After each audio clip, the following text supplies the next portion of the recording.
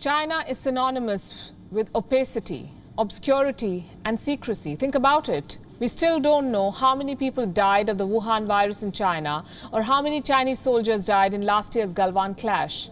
We also don't know how many people died at the Tiananmen Square on this very day 32 years ago. China champions the art of clamping down.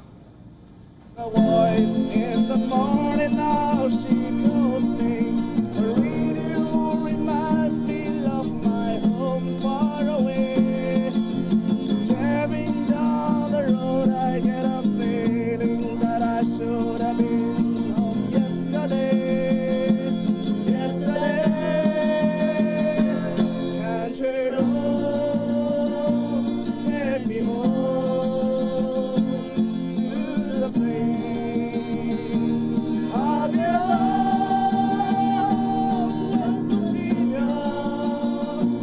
Until mama, take me home, country road.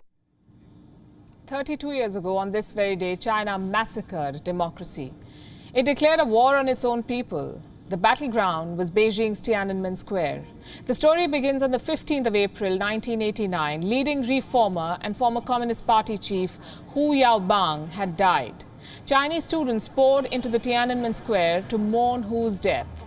Soon the mourners began demanding reforms. What kind of reforms? Democracy and liberty. Students submitted a letter listing their demands to the government. The reply came in the form of a stinging editorial.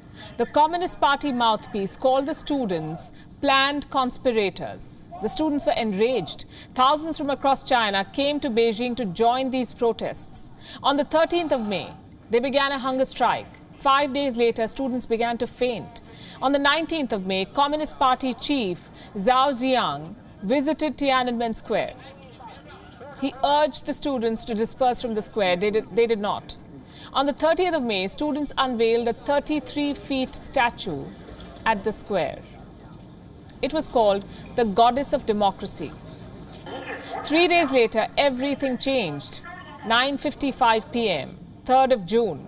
Authorities asked people to stay away from Tiananmen Square. Soon the lights went off, tanks started rolling in, troops marched in. The order from the CCP was to vacate the square by 6 a.m. Chinese troops fired at unarmed students. Sounds of gunfire were heard throughout the night.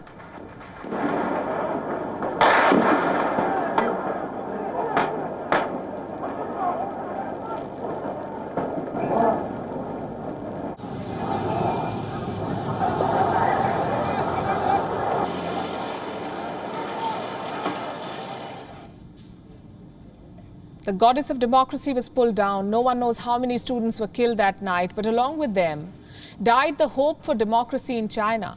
Beijing swore to never allow protests to reach the scale of Tiananmen. It rewrote its playbook to ensure no space for political reform and human rights. China redefined socialism. Everything was done to ensure that history does not repeat itself and the ghost of Tiananmen does not resurface. So some 30 years later, when the echoes of this protest were heard in Hong Kong, China slapped an outrageous law. It outlawed secession, subversion, and collusion with foreign forces.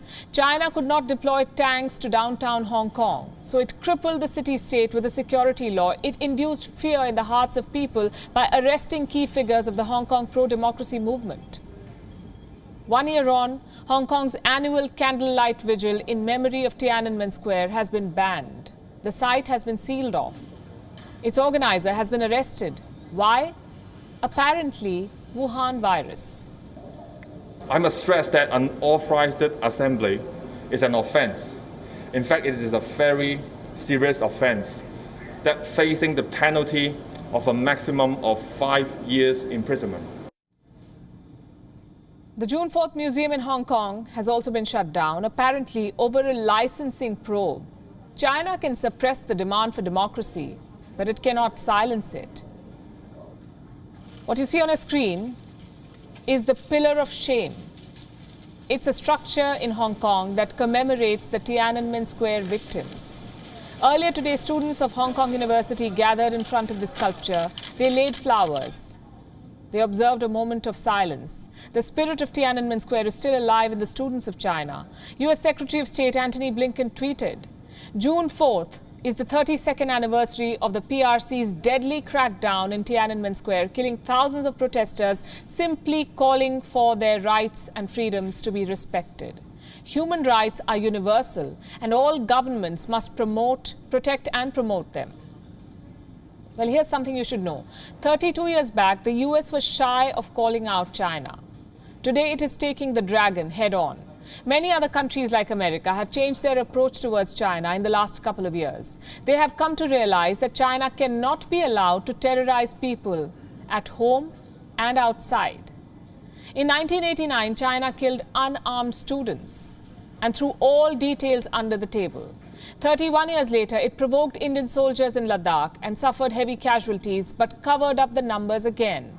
The same year, China also exported a virus, one that went on to kill millions of people across the world. But once again, China scrubbed all records.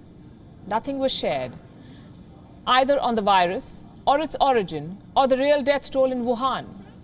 In 1989, China was globally isolated for the Tiananmen Square massacre. 32 years later, anti-China sentiment is at the highest since the Tiananmen Square massacre.